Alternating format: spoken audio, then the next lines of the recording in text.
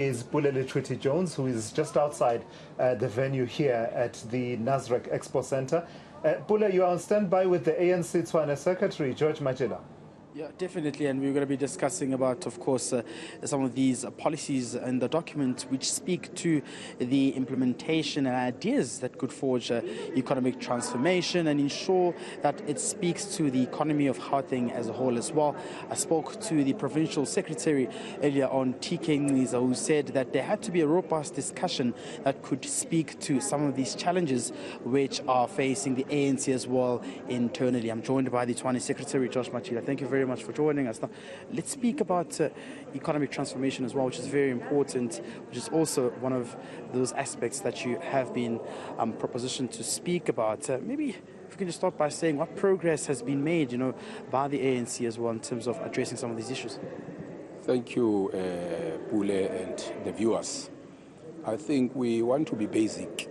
I think we've not managed to address the fundamental issues of economy as the ANC, and the major problems that we are having currently is the high cost of food, fuel, and other things that are necessary for day-to-day life. So it's costing for us. It's a problem.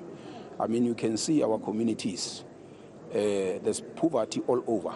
We've not managed to properly respond to the challenges that are there. Also the question of employment and so forth. So these are the things that the people are looking forward to. As we gather here in this conference, we must be able to address issues that speaks to them directly. We should not speak a lot of English. We should speak about issues that touches the lives of the people, and how are we responding, are we addressing them. I think that can make our people happy. How should we respond to those that say that the ANC has failed to build and transform the economy?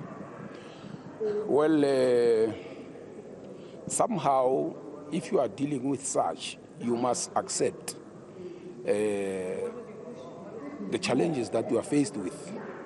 And we need to be honest to say we have not managed to transform the economy. If you check, our economy is still owned by the minorities. We have not managed to break into that area wherein we can be able to say our people in their majority are being accommodated. The black Africans in their majority, they are still in the periphery. So it's something that somehow we must accept as the leadership of the ANC, because if we accept, we'll have a way of wanting to correct. Because if we don't do that, it will be the end of us.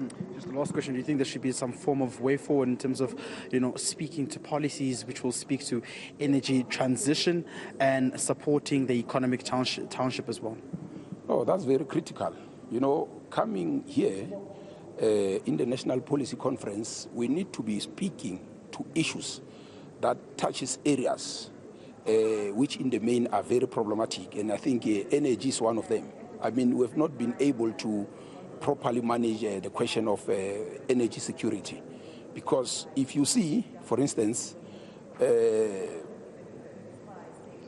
question of energy is very critical for business, for education, for our health system. All forms of our lives rely upon energy. So energy is very critical. It's something that we need to come up with clear policies that are going to ensure that we've got a proper energy security. All right, and hopefully those are the continuing discussions that will be taking place during the policy conference to us in terms of speaking to how some of these recommended ideas can, of course, speak to the challenges currently facing the country's economy, and, of course, speaking to the issues of unemployment, health, technology, education, amongst other sectors which continue to be threatened by this ailing economy as well.